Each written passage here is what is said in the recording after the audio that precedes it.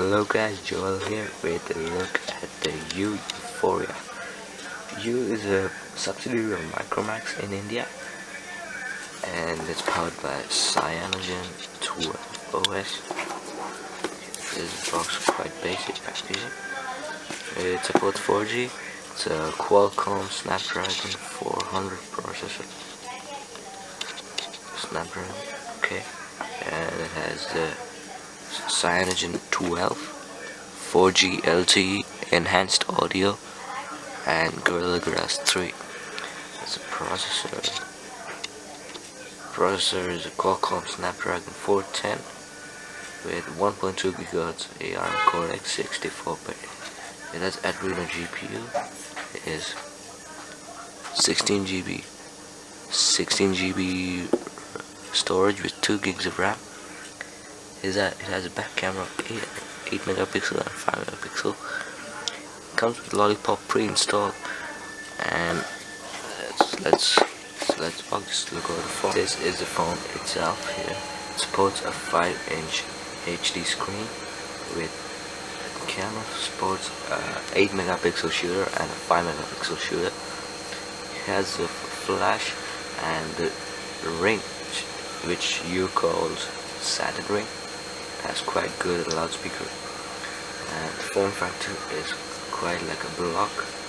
So we have metal, glass and plastic, somewhat like a copy of the iPhone. Okay, metal in the center and glass on the other side. The back plastic is quite good to feel. It is grippy, much like the Moto G, but this is more curvy and this is more flat. So here we have it. Down we just have the USB port for charging. The right side we have volume buttons, sleep wake button, all integrated here.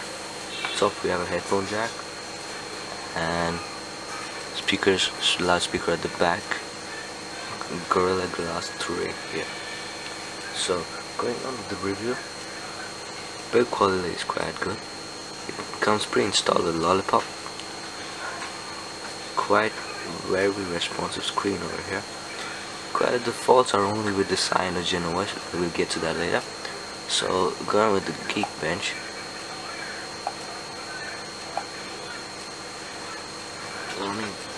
So here are the Geekbench scores. Single core score is about 487, which is greater than the Moto G. Multi-score is also 1471, which is also greater than the Moto G. So it packs 2 gigs of RAM, and that's it. The faults, by the way, are, first of all, this is a fingerprint magnet, so it's easy to get your fingerprints even here, as you can see.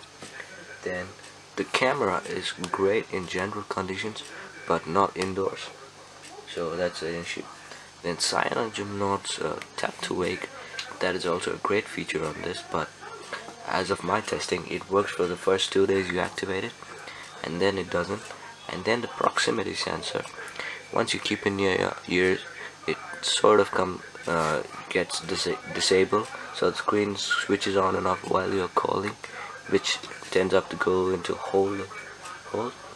And while gaming, it heats up a while. I'll be putting a different review for that. And the headphone jack is also not so great, but the speakers are great. So that's it for this review.